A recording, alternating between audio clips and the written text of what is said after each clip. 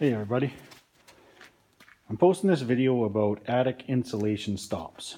I'm building a house here in Canada.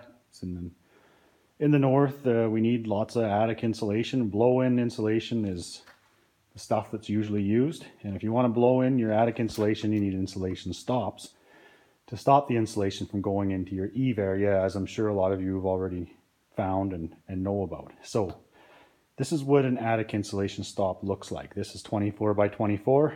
I got it from the hardware store locally here. I decided to make my own, and I just went and got a bunch of cardboard from the bin at work, the recycle bin, and I'm cutting my own here. I know there's going to be a whole bunch of people saying it's not worth it. Just go buy them, put them in. It's not worth your time to make something like this. It's like half of a pizza box. And I thought that too, so I just went down to the hardware and bought a bunch of these. I need like almost 40 of them.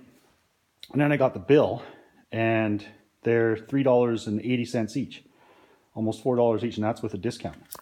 Contractor price. So when I found that out, I decided I'm going to make some of these. So super easy, and I'm sure everybody knows. All you got to do is trace it. Now the reason why I'm going to make a video is I changed this a little bit. Here's my piece of cardboard. I find lots of boxes are around 24 inches wide, which works really good. Put it on there, trace around it with your pen, with your pencil there, pen, whatever you got. Cut it out with your knife. So the reason why I'm leaving this up a little bit is leave a little bit of a lip right here.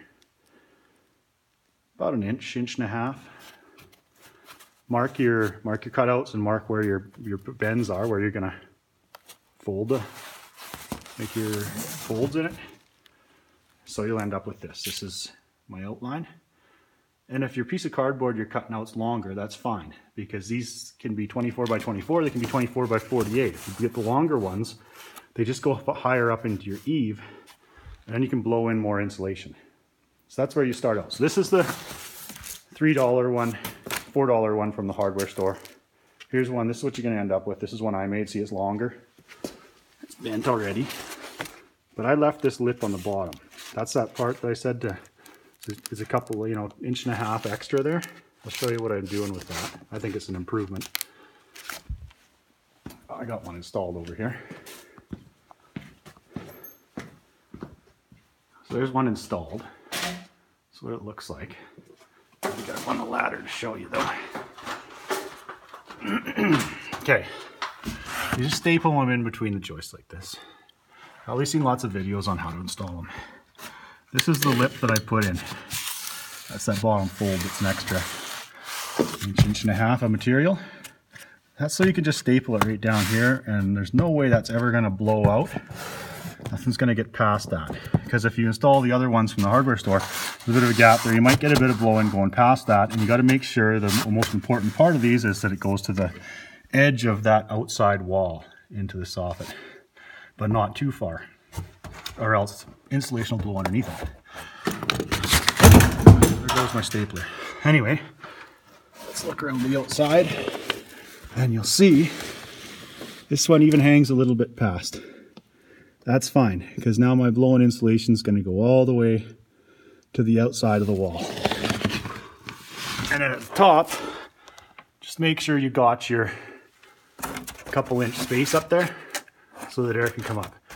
This one, I've just been cutting this right here and folding them up into my baffle. And if you think there's a little bit too much of a gap there, you didn't make accurate enough cut, just put a piece of duct tape in there.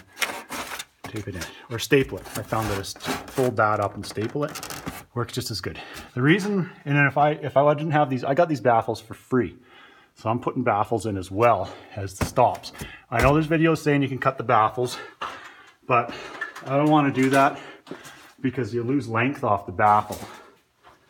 And then this way I got nothing to worry about. Look at how high that goes up. I can blow in 3 feet of insulation easy if I decided to, and it's still gonna have really good ventilation. So the baffles just go inside, just make sure they overlap a bit. If I didn't have those baffles for free, all I'd do is cut another piece of cardboard, same width, and just another, say 24 inches, 18 inches, whatever you think you'll need, and staple it over top of that one and make sure the overlap is the right way, so there's no chance that blow-in insulation is gonna get down there. If you're really worried about it, you could put some duct tape on it. Anyway, that's what I found. I thought I'd share. I think it's a good idea. And I'm going to return all my baffles, pardon me, not my baffles, my insulation stops as soon as I'm done cutting ones from recycled cardboard. So we'll see how things go with this video.